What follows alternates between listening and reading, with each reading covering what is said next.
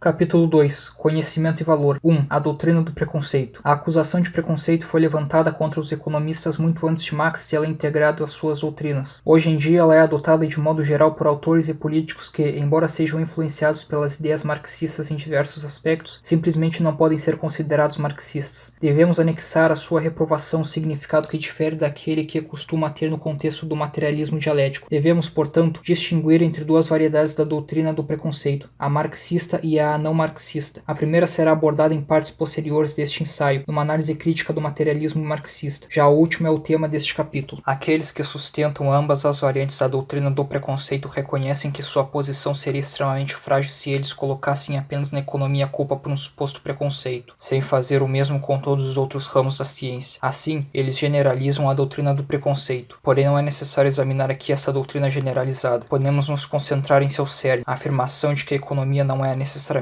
wertfrei, mas sim manchada por predisposições e preconceitos que têm suas raízes em julgamento de valores, pois todos os argumentos utilizados para dar apoio à doutrina do preconceito geral também são utilizados nas tentativas de se provar a doutrina do preconceito específico que se refere à ciência econômica, enquanto alguns dos argumentos que são levantados a favor da doutrina do preconceito específico são claramente inaplicáveis à doutrina geral. Alguns defensores contemporâneos da doutrina do preconceito tentam associá-la às ideias freudianas. Eles alegam que o preconceito que vem nos economistas não é um preconceito consciente. Os autores em questão não têm consciência de seus pré-julgamentos e não procuram intencionalmente resultados que sirvam para justificar suas conclusões anteriores, desde as profundezas do subconsciente, desejos suprimidos, desconhecidos até para estes próprios pensadores, exercem uma influência perturbadora sobre seu raciocínio e direcionam suas reflexões rumo a resultados que concordam com estes seus desejos e anseios reprimidos. Não importa, no entanto, qual variedade da doutrina do preconceito é apoiada por quem, cada uma delas está suscetível às mesmas objeções. No que diz respeito ao preconceito, seja ele intencional ou inconsciente, pouco interessa se aquele que faz a acusação não tem a capacidade de demonstrar com clareza qual é a deficiência da doutrina em questão. Tudo o que interessa é se a doutrina é ou não pertinente. Isso deve estar determinado a partir do raciocínio discursivo. A exposição das forças psicológicas que motivaram seu autor não diminuirá em nada a pertinência ou a correção de uma teoria. Os motivos que guiaram o pensador não são relevantes para a apreciação do seu feito. Os biógrafos se preocupam nos dias de hoje em explicar a obra do gênio como fruto de seus complexos impulsos libidinosos e uma sublimação de seus desejos sexuais. Seus estudos podem ser contribuições valiosas para a psicologia, ou melhor, para a etimologia, ver a seguir na página 191, porém não afetam de qualquer maneira a avaliação das façanhas do biografado. A análise psicanalítica mais sofisticada da vida de Pascal não nos diz nada sobre a validade de suas doutrinas matemáticas e filosóficas. Seus fracassos e erros de uma doutrina forem revelados através do raciocínio discursivo. Historiadores e biógrafos podem tentar explicá-los apontando suas origens nos viés do autor desta teoria, porém, se nenhuma objeção convincente puder ser feita contra uma teoria, os motivos que inspiraram seu autor são irrelevantes. Isto se ele de fato tiver este viés. Devemos então, no entanto, nos dar conta de que o seu suposto viés produziu teoremas que conseguiram superar com sucesso todas as objeções. A referência ao viés ou preconceito de um pensador não serve como substituto para uma refutação de suas doutrinas através de argumentos convincentes. Aqueles que acusam os economistas de serem preconceituosos apenas mostram que não são capazes de refutar seus ensinamentos através de uma análise crítica. 2. O bem-estar comum versus os interesses especiais. As políticas econômicas têm como meta a obtenção de fins específicos. Ao lidar com elas, a ciência econômica não questiona os valores associados a estes fins pelo agente homem. Ela apenas investiga dois pontos. Primeiro, se as políticas em questão são ou não apropriadas para se obter os fins que aqueles que as recomendam e põem em prática desejam obter. Segundo, se estas políticas não podem porventura produzir efeitos que, do ponto de vista daqueles que as recomendam e as colocam em prática, são indesejáveis. É verdade que os termos com os quais muitos economistas, especialmente aqueles das gerações mais antigas, expressavam o resultado de suas investigações, podiam facilmente ser mal interpretados. Ao lidar com uma política definida, eles adotavam um modo de falar que talvez fosse apropriado do ponto de vista daqueles que consideravam recorrer a ela para obter fins específicos. Exatamente porque os economistas não tinham preconceitos e não ousavam questionar a escolha de fins do agente homem. Eles apresentavam o resultado de sua deliberação como meio de se expressar que levava em conta as avaliações dos agentes. As pessoas têm como meta fins definidos quando recorrem a uma tarifa ou fixam taxas de salário mínimo. Quando os economistas acreditavam que estas políticas atingiriam os fins que aqueles que as apoiavam tensionavam atingir, eles as chamavam de boas, assim como o médico chama determinado tratamento de bom porque ele assume que atingirá um determinado fim, a cura do paciente. Um dos mais célebres teoremas formulados pelos economistas economistas clássicos, a teoria dos custos comparativos de Ricardo está protegida de todas as críticas, a se julgar pelo fato de que centenas de oponentes fervorosos, ao longo de 140 anos, não conseguiram levantar contra ele qualquer argumento convincente. É muito mais do que uma simples teoria que lida com os efeitos do livre comércio e do protecionismo. É uma tese a respeito dos princípios fundamentais da cooperação humana, sobre a divisão de trabalho, especialização e a integração de grupos vocacionais, sobre a origem e a posterior intensificação dos laços sociais entre os homens e, como tal, deve ser chamada de lei de associação. Ela é indispensável para a compreensão da origem da civilização e do curso da história. Ao contrário das preconcepções populares, ela não afirma que o livre comércio é bom e o protecionismo é ruim. Ela apenas demonstra que o protecionismo não constitui um meio para se aumentar a oferta de bens produzidos. Logo, ela não fala nada sobre a adequabilidade ou inadequabilidade do protecionismo para se atingir outros fins, como, por exemplo, a melhoria das chances de uma nação de defender a sua independência durante uma guerra. Aqueles que acusam os economistas de preconceito se referem à sua suposta avidez em servir aos interesses. No contexto desta acusação, isto se refere à busca egoísta do bem-estar de determinados grupos à custa do bem-estar comum. Deve-se lembrar, no entanto, que a ideia de bem-estar comum no sentido de uma harmonia entre os interesses de todos os membros da sociedade é uma ideia moderna e que deve sua origem justamente aos ensinamentos dos economistas clássicos. As gerações mais antigas acreditavam que há um conflito irreconciliável de interesse entre os homens e entre os grupos de homens. O ganho de um invariavelmente representará o dano para outros. Nenhum homem consegue lucrar a não ser através da perda de outros.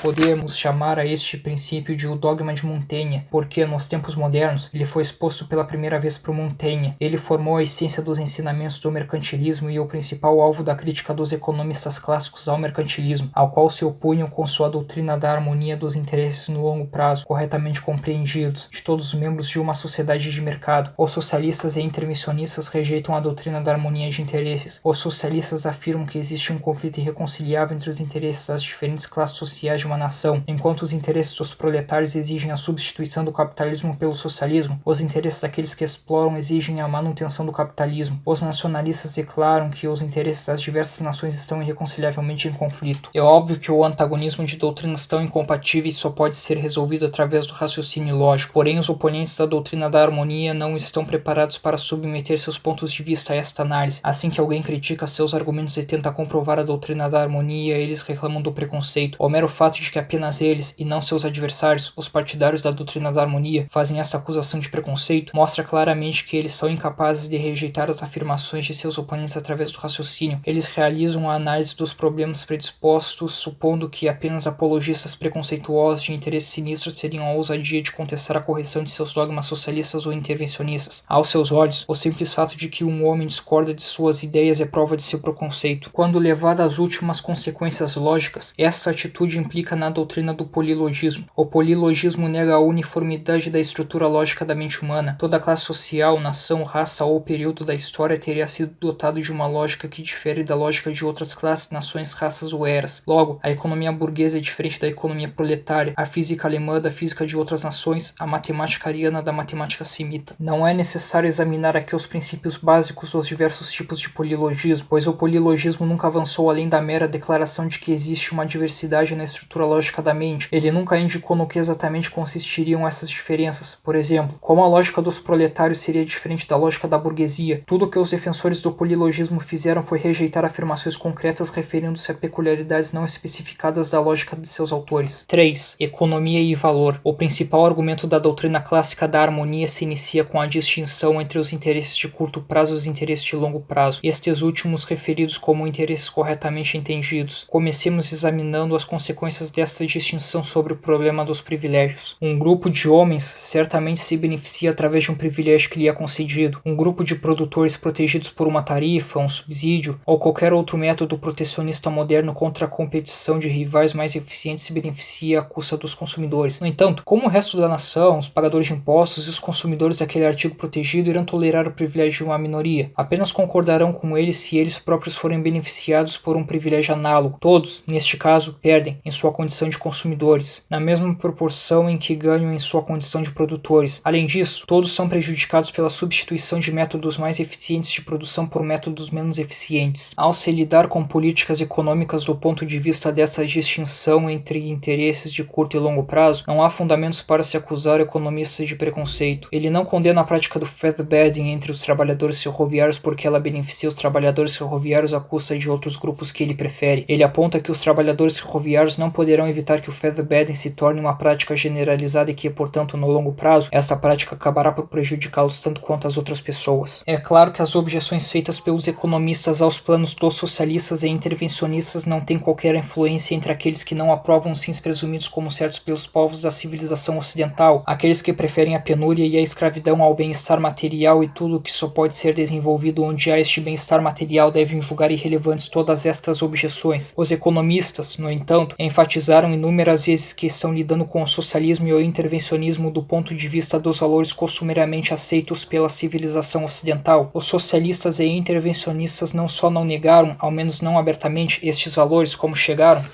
mesmo a declarar enfaticamente que a realização de seu próprio programa conseguirá atingi-los muito mais satisfatoriamente do que o capitalismo. É verdade que muitos socialistas e muitos intervencionistas atribuem um grande valor à obtenção de uma igualdade no padrão de vida de todos os indivíduos. Os economistas, porém, não questionam o julgamento de valor implícito. Tudo o que fizeram foi apontar as consequências inevitáveis dessa igualdade. Eles não disseram, a meta que vocês estão tentando atingir é má. Eles disseram, atingir esta meta trará efeitos que vocês próprios consideram mais indesejáveis do que a desigualdade. 4. Preconceito e intolerância. É óbvio que existem diversas pessoas que deixam seu próprio raciocínio ser influenciado por julgamentos de valor, e que o preconceito muitas vezes corrompe o modo de pensar dos homens. O que deve ser rejeitado é a doutrina popular de que é impossível lidar com problemas econômicos sem preconceito, e que a mera referência a ele, sem que as falácias na cadeia de raciocínio sejam expostas, seja suficiente para destruir uma teoria. O surgimento da doutrina do preconceito implica na realidade, o reconhecimento categórico da impregnabilidade dos ensinamentos econômicos contra os quais são feitas as acusações de preconceito. Ela representa o primeiro estágio do retorno da intolerância e da perseguição aos dissidentes, uma das principais características de nossa época. À medida que os dissidentes vão sendo culpados de preconceito, torna-se justo liquidá-los.